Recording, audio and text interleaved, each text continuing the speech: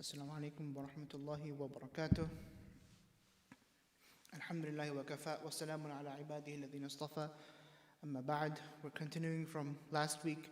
Last week our session was cut a little short, and so inshallah we'll be continuing. We are going to be continuing from the ayah وَإِذَا قِيلَ لَهُمْ آمِنُوا كَمَا آمَنَ النَّاسِ قَالُوا أَنُؤْمِنُ كَمَا آمَنَ السُّفَهَاءُ.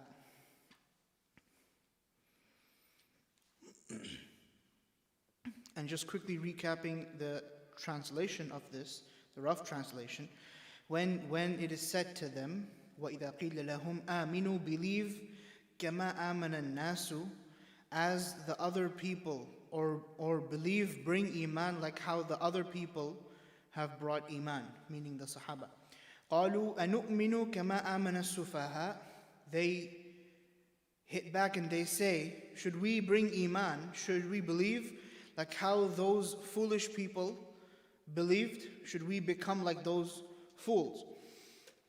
And then Allah subhanahu wa ta'ala is going to say, أَلَا إِنَّهُمْ هُمُ السُّفَهَاءُ وَلَكِنْ لَا يَعْلَمُونَ. أَلَا is pay attention. إِنَّهُمْ هُمُ السُّفَهَاءُ. They are in fact the fools. وَلَكِنْ لَا يَعْلَمُونَ. But they have no idea.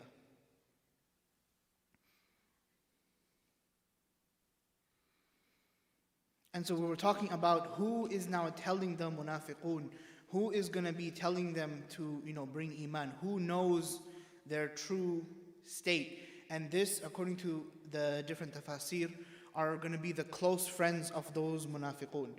And so the Munafiqoon, when they were out in public, they would come to the Prophet ﷺ and they would act like they are Muslims. And we know Abdullah, he would try to be in the spotlight as much as possible. And his gang would try to also be in the spotlight as much as possible. And so there were people that were acquaintances and their close friends and family who were actually true believers. They could see right through them. And so they would give them advice. And this is going to be one opinion. They would give them advice and they would say, why don't you drop the act and why don't you actually believe? Like how the Sahaba believe, like how Abu Bakr anhu and Umar anhu, like how the Muhajirun and how the Ansar, how they have iman. Why don't you also bring iman like them? You already know it's the truth. You already associate yourself with those people. Why don't you just be genuine about it? And they would say that should we bring iman like those fools? Meaning that should we become like those, what we would say nowadays, like those weirdos, like those, like those idiots. Meaning that what the Sahaba anhum, all the sacrifices that they did, and all the stuff that they've been through, they basically, na'udhu billah, they've put themselves through it. And the only outcome of that sacrifice, the only visible outcome of that sacrifice is that they have become poor, they have become, immigrants in a foreign land. They left everything behind and they have to start in Medina from scratch. And you're telling us to be like those people. And the word, sufaha is, Allah subhanahu wa ta'ala uses it in the Quran as well to describe like children. That, don't give your money to children that they won't know how to spend. And we know that kids, they don't know exactly what to spend money on, right? Like if you give a kid if you give a kid $100, he's gonna go and he's gonna buy like some very, very pointless stuff. And so we generally don't give kids a lot of money. And Allah subhanahu wa ta'ala says that in the Quran that don't give your wealth to the sufaha, which is to the children. And so over here, the word sufaha means people that are not like, they are foolish, and of course it's going to change meaning depending on the context, but it means people that have no, they're not responsible, they can't really think that far into the future, they can't really see that far into the future, and so they They make decisions based on just what's in the now, not what's going to happen in the future. They don't see the long-term effects. And of course, the word sufaha is going to mean many more things. It means fools, it means idiots, it means a person who is unable to make good decisions, a person who makes bad decisions, whether he's a child or whether he's an adult. That is also going to be sufaha. And so the Munafiqoon are going to be referring to the Muslims as sufaha. Now, why are they doing this? It's because you see, from a logical point of view, what the Muslims are doing doesn't really make much sense. If you take out the fact that they are sacrificing for Allah subhanahu wa ta'ala, if you only look at it from the worldly perspective, and this is what the Munafiqun are really good at. They're really good at looking at things from a materialistic point of view. They're very materialistic. And the reason why Allah is going to be mentioning this, and I'm just going a bit in front over here, Allah is going to be talking about the Munafiqun and describing them in this way, so that, as I said before, so that we can use this as a mirror.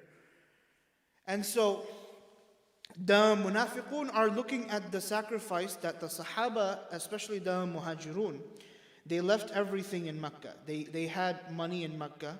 People like Abdurrahman ibn Auf, people like Uthman ibn Affan, people like Abu Bakr, people like Umar anhu, they had status. They were the elites of the Quraysh. They had status, they had wealth, and they had property, and they basically left all of that behind. And if we look at the seerah, we can see people left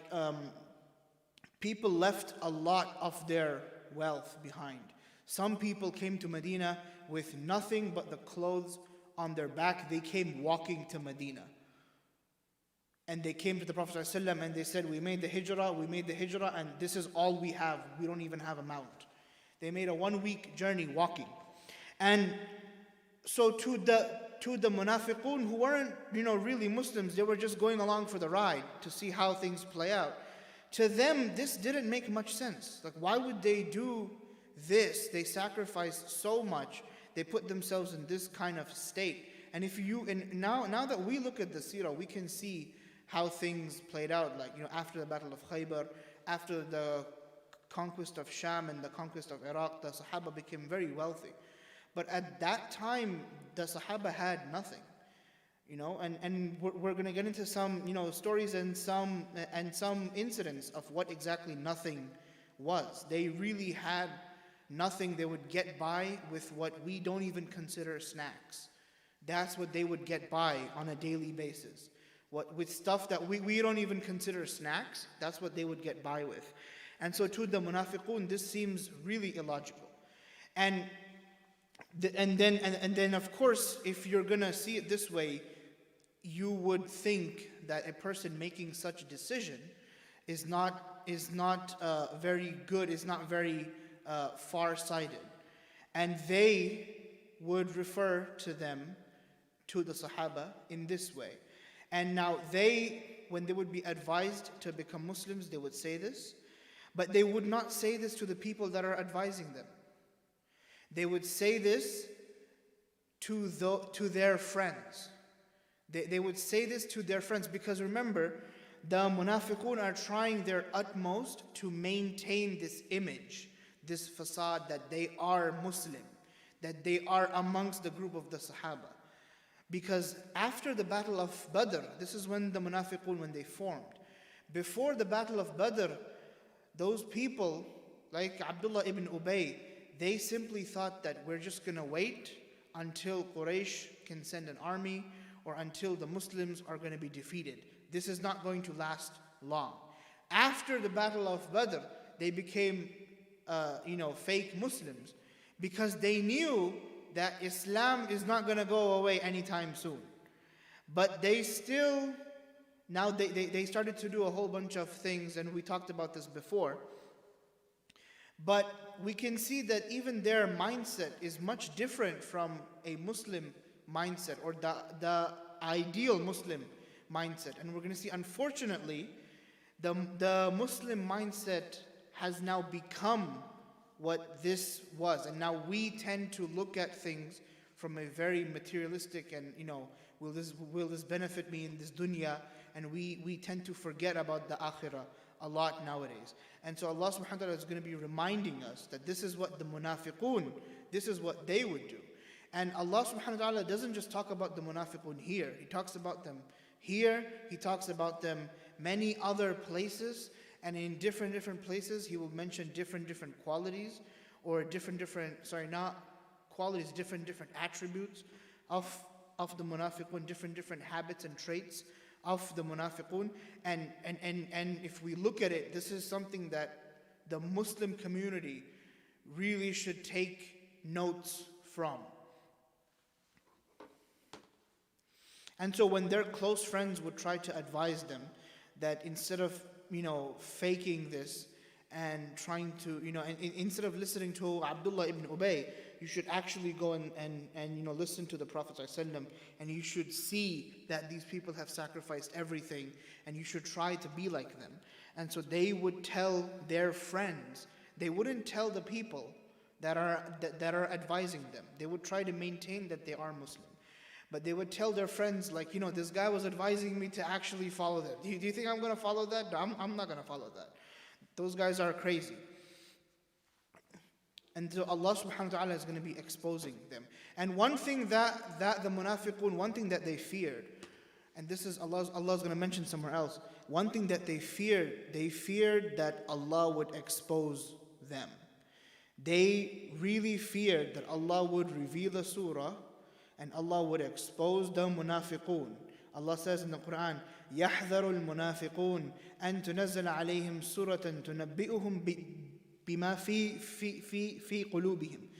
That the Munafiqun are extremely scared that a surah will be revealed that will tell you or tell the Muslims, that will inform you about what is in their heart.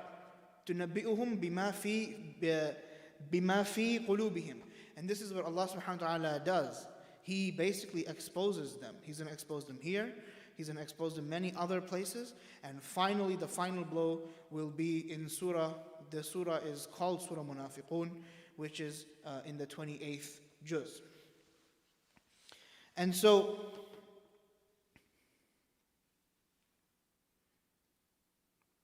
there are some glaring qualities or some glaring traits of the Munafiqun that we can see from these ayat. Of course, we know that they are deceptive. They are trying to maintain this image, and they are trying to look as Muslim or as Islamic as possible to the Prophet ﷺ. But there are certain other traits that kind of stand out that we can really take benefit from, because the only reason why we're actually doing this and why we're so heavily involved in this is because Allah wants us to take notes. Allah is showing us the worst of the worst. There can never be a munafiq that is as bad as the munafiq Abdullah ibn Ubay. Just like how there can never be someone as evil as Fir'aun. Fir'aun is like right down below. There can never be someone that goes past Fir'aun and what he did. And so there can never be a munafiq that goes past what Abdullah ibn Ubay did. Because at that time, of course, we know that the Prophet ﷺ was there, right? And he was betraying the Prophet ﷺ himself. And so Allah subhanahu wa ta'ala is mentioning the most extreme end of the spectrum. The most extreme end of the spectrum, so that we can see it and we can take notes from it. And I mentioned before, we're only studying these ayat so that we can look into ourselves and we can try to see if we have any of these traits, if we're leaning towards which end of the spectrum we are leaning towards. And so one of the three deviations that they are involved in this ayah is that first they only care about materialistic things. To them, they don't see the benefit of Deen. To them, there is no spiritual benefit. To them, there is no there is no akhirah, there is no, there is no hasanah, there is no sayyat, there is no sacrifice, nothing. They want only good things in this dunya, and they only look at materialistic gains. That if you have a successful business, then you have achieved. Whether you are a practicing Muslim, it does not matter. But if you have something in this world, if you're extremely rich or you're extremely famous, then you are successful. This is a quality that the Munafiqoon would highly inhibit. This is a quality that the very end of the spectrum would highly inhibit. And we're going to see many stories where they kind of show this materialistic side. And so to them, the sacrifice the Sahaba made is actually foolish.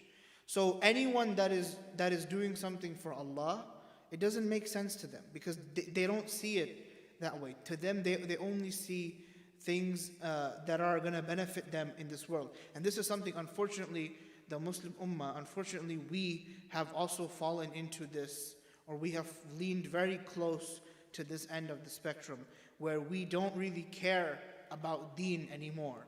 And so we tend to look down upon people that are, looking at Deen.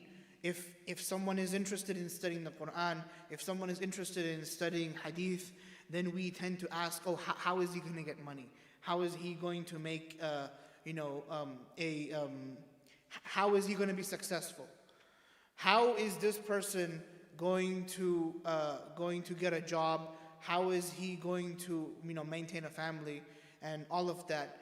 And we're looking, past the fact that this person wants to dedicate his or her life to study, Islam, and to study the Quran, and to study Hadith. And we have many youngsters that are very interested in learning the Quran, and they're very interested in learning Hadith. They're very interested in learning Arabic, but unfortunately, Muslim parents, they only want their kids to focus. Oh no, you have to focus on school. You have to focus on school right now. You can do all of that later on. You can, study Deen later on. You have to focus on school right now. This is something that we have made it common amongst ourselves. And this is something that the Munafiqoon, they would show this quality at the time of the Prophet sallallahu alaihi wasallam. And so this is just something that we can take, and we can take notes from. How much preference do we give the Deen over dunya? How much do we value our Deen over dunya? Do we feel bad if our child misses school? And do we feel worse if our child misses salah? Or do we feel worse if our child misses school? Or is it the same? We have to ask ourselves these things. Like if I miss an appointment, do I feel guilty? But if I miss an appointment with Allah, if I miss Fajr or if I miss Dhuhr, do I feel as guilty? And we have to ask ourselves, and we have to gauge how much of that answer is yes or no. And the main thing is, every person will have to look inside his own heart, because the only person who knows what's in your heart is yourself. The other being that knows what's in the heart is, of course, Allah subhanahu wa ta'ala. But the only person, the only human that knows what's inside your heart is yourself.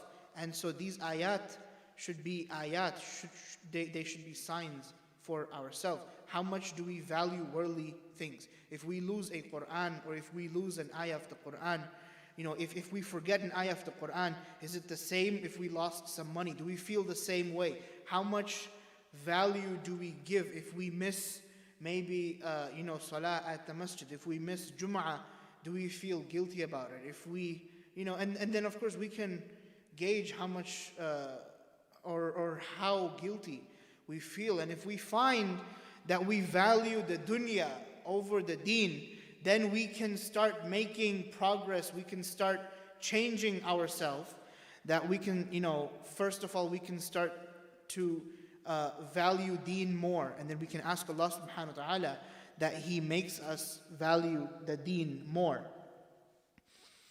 And so this is something that the Munafiqoon would do. There are many stories about this that are mentioned in the hadith. And so there's one story, and this is something that Allah subhanahu wa ta'ala will now talk about in Surah Tawbah. Allah subhanahu wa ta'ala says,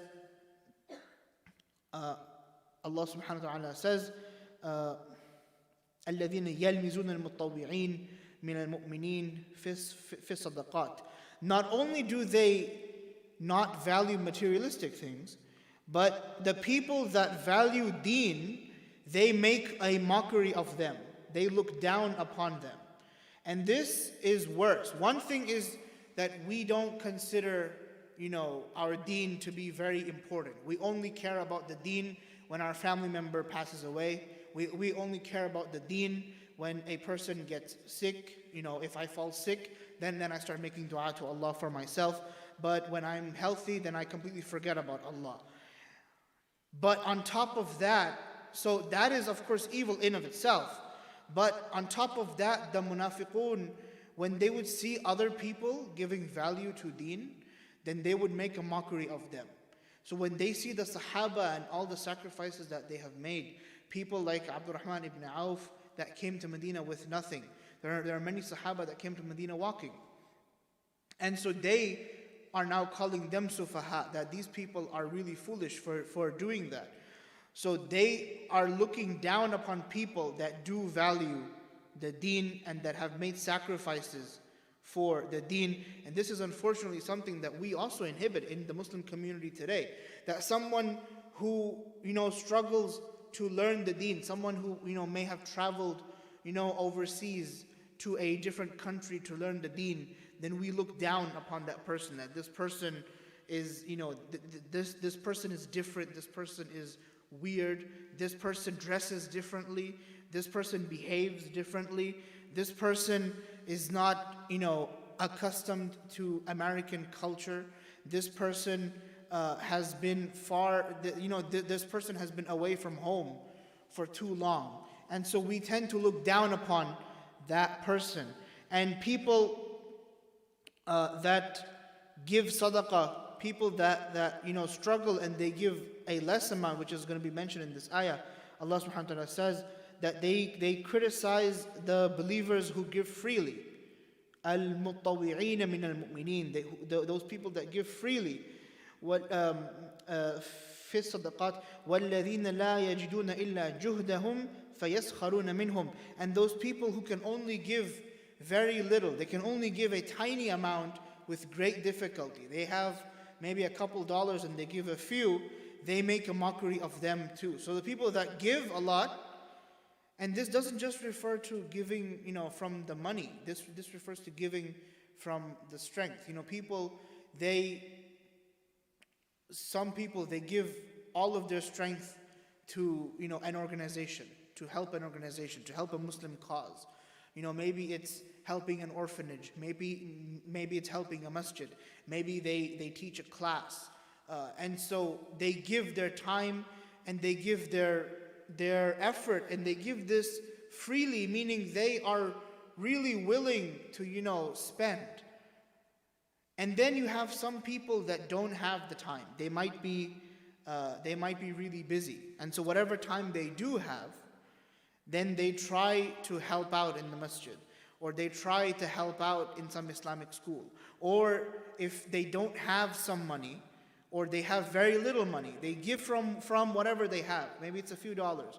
They give from whatever they have. These people, the Munafiqun, and those people who have these traits of the Munafiqun, they don't leave those two people. Meaning people that give a lot, they criticize them. And the people that don't give a lot, they also criticize them. And so we can see that the whole time they don't care about the Deen, they only care about dunya, and they only care about criticizing other people. They don't want to do their own action, but they just want to criticize other people.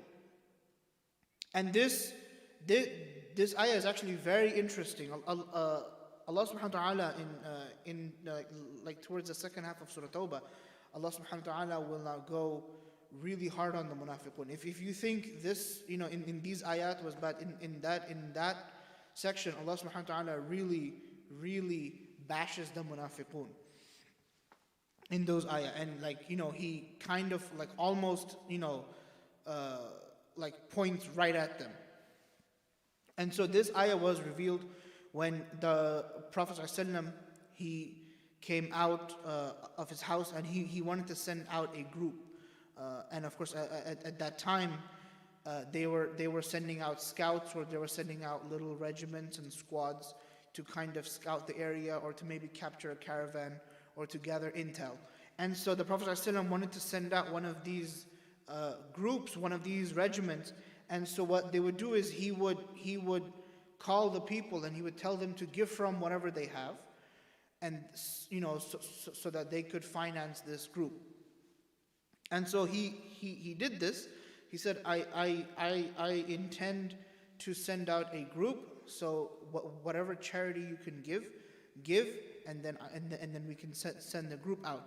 And so Abdurrahman ibn Auf, he came to the Prophet ﷺ, and he said that I have a lot of money. I have 4,000 dirhams, and I am going to keep 2,000, but I'm going to give 2,000 for Allah subhanahu wa ta'ala, and so the Prophet ﷺ, and so basically he gave half of his money. And so the Prophet ﷺ said, Barakallahu laka fima a'tayt wa baraka fima amsakt wa baraka laka fima amsakt, aw kama qala alayhi salatu wasalam. And so the Prophet ﷺ said that may Allah bless you in what you have given, and may Allah bless you in what you have kept for your family. And so this was a very public thing that Abdurrahman ibn Auf did. And so the Munafiqoon started spreading this thing, and they started laughing at Abdurrahman, and they said that he only did this to show everyone that he's giving so much. And so he did this publicly so that he can show off to the people. And then the next day, a very poor Ansari came, and he came with a very small amount of dates, a sa' of dates, which is a very small amount of dates. And he told the Prophet ﷺ, he said that last night, after you called this gathering, last night when I got my dates, and at that time in Medina, the dates were like, the money that you get like if you work, and then you get the money like a contractor. When they work, they get paid immediately.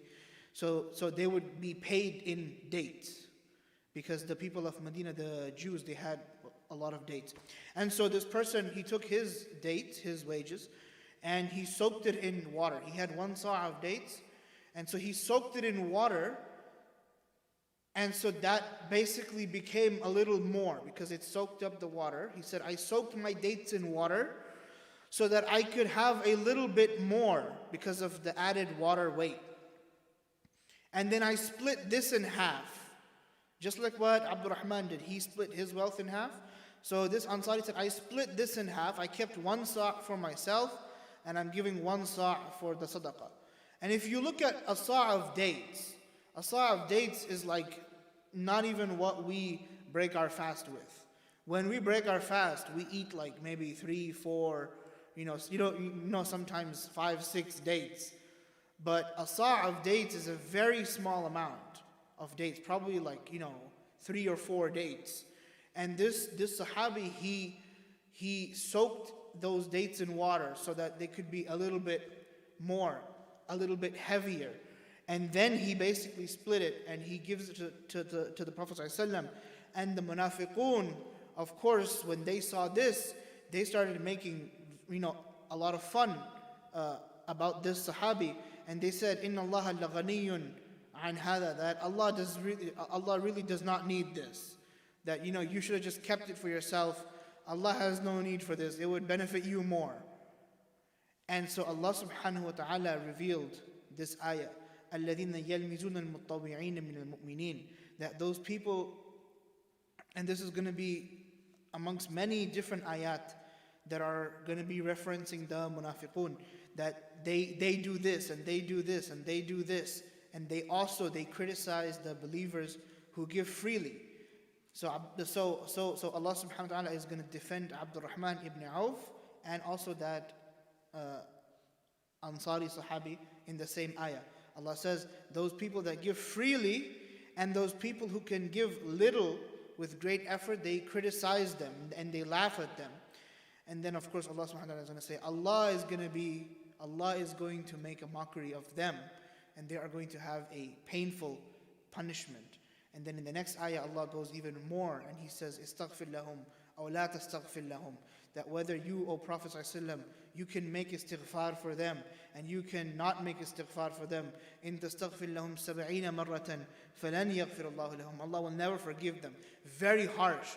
Probably the most harsh ayat in the entire Quran, where Allah is telling the Prophet ﷺ that you can ask. When it came to like Nuh alayhi salam, Allah told Nuh alayhi salam that you shouldn't have asked me to make, to make maghfirah of your son. Or Ibrahim alayhi salam was told, you should not ask. But here the Prophet ﷺ is told, whether you ask or you don't ask, it doesn't matter. You can ask me 70 times. And 70 marra in Arabic doesn't just refer to the literal 70. It means you can ask as many times as you want. I will never forgive these people.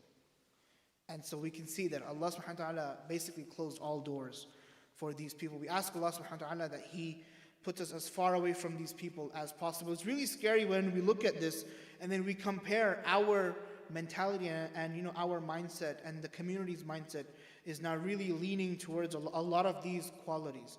So we ask Allah subhanahu wa ta'ala that He saves us from this. And so we mentioned there were 3 traits of the Munafiqoon. The first was that they value materialistic things, and they only value materialistic things. They do not value Deen. The second is going to be something that we're going to see recurring over here, is that they keep bad company. They are constantly in bad company. And what happens about bad company is that human beings, we are much, influenced by people that we keep around us. And so a person may be good, but if he is around bad company, then that bad company can overwhelm his goodness.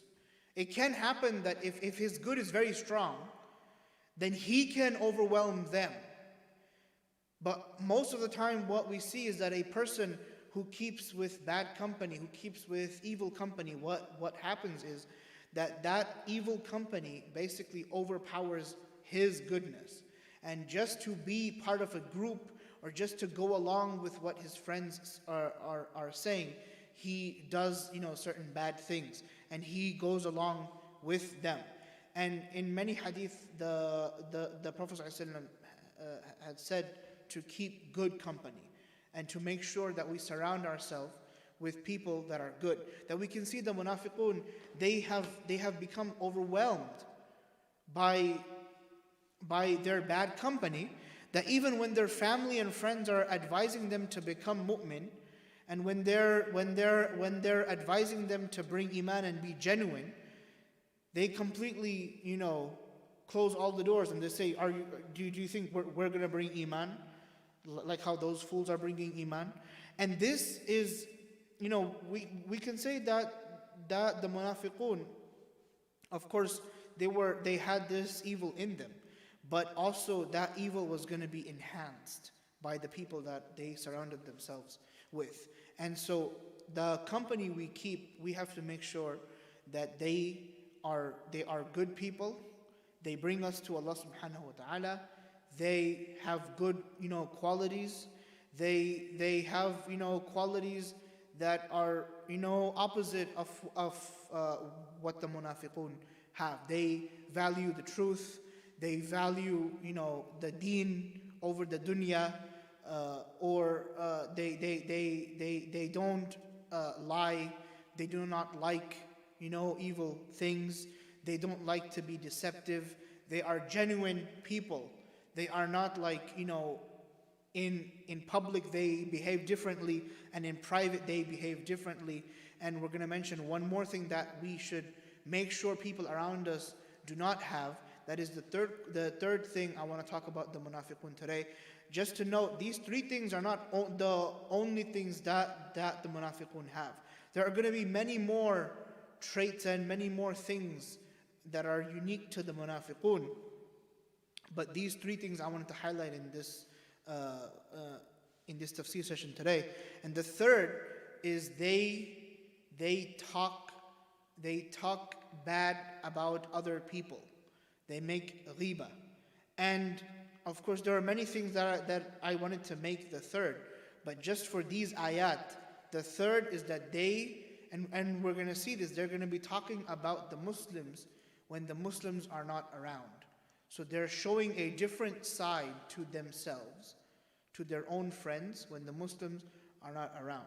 And this is something that everyone does nowadays, that it's called gossip and gheebah. And this is something that is completely haram. Allah subhanahu wa ta'ala has said in the Quran, He likened it to a person eating the meat or eating the flesh of his own brother. So He likened this action to cannibalism. And there is no society that says cannibalism is good. Every single society knows that cannibalism is bad. And so Allah subhanahu wa ta'ala likened it to something that everyone can agree is evil. And that's the third thing. The third thing is we're going to see they are going to constantly talk about the Muslims when the Muslims are not there. And when the Muslims are there, they're going to show a different side. And this is something that when we start talking about people and they're not there, we can start talking about them, and it can start off as a good conversation. And then the word but comes in.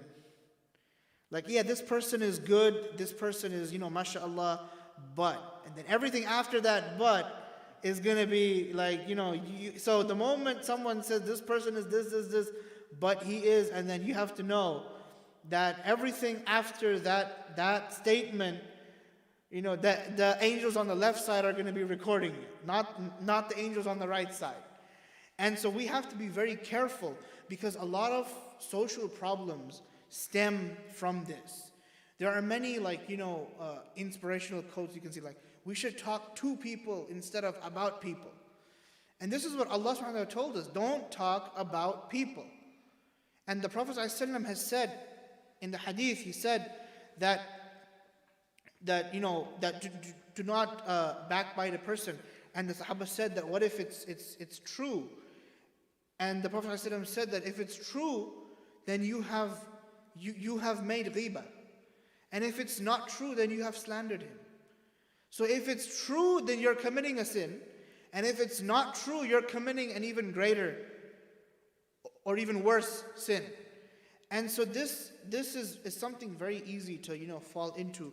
We are always talking about other people. And a lot of social problems stem from this. Rifts in the community, people that are fighting in the community, it starts because one person or a few people are talking about a few other people when those other people are not there. And that's how it starts. That they start talking about them, and then it becomes gossip, and then they start, when they meet in person, then they show a different side. And so one bad thing, the act of gheebah, leads to full-on nifaq. And if we just cut this one action out, where we don't talk about people at all when they're not there, and of course in the hadith it's very explicit that anything that you mention about your brother, that if he were there, he would not like it. So it doesn't have to be something negative. If someone doesn't like to be praised, if you would not praise a person in public, and if you praise that person in private, or you talk about that person in private, and you know that if he was here right now, he would not like this, that would also be tantamount to making gheebah of that person. It's very easy to fall into the sin, and this is a sin that, a lot of social problems stem from this, and this is also a sin that is very hard and very difficult to curb, and it's very difficult to not take part in, because we can try as much as possible to not make gheebah, but just like how a person can be the best driver on the road, but someone else can hit him, in the same way, we can try as much as possible to be free from gheebah, but someone else can ram into us. So we have to know, and the moment we hear someone making gheebah, we have to immediately stop that conversation. The moment we become self-aware of this, that's the first step that we can take into mitigating this behavior. And so there are going to be many more qualities about the Munafiqoon, but of course we're not going to mention them now. We will mention them as we go along.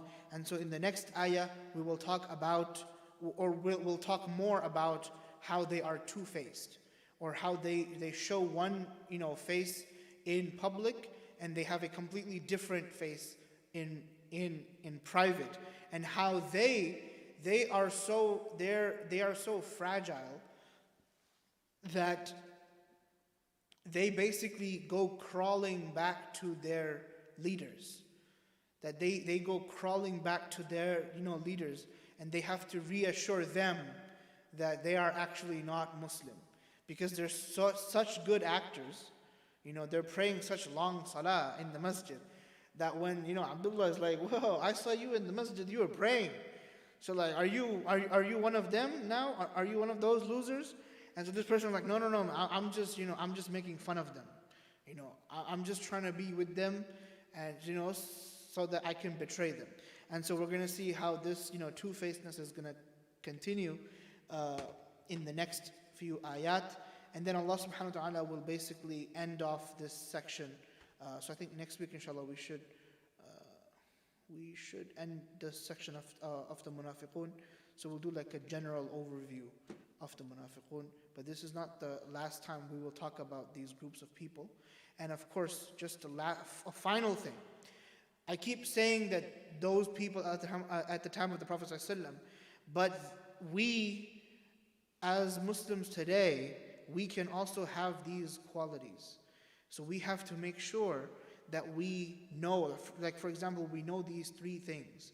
Like we know that they value materialistic things more than Deen. So we can see how much we fall into that.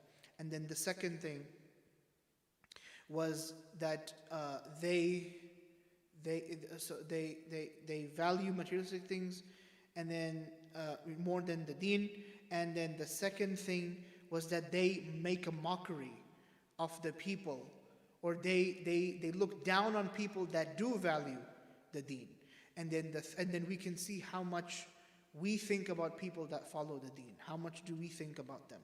And then the third thing was, how much do we talk about other people when they're not there? How much of that do we do?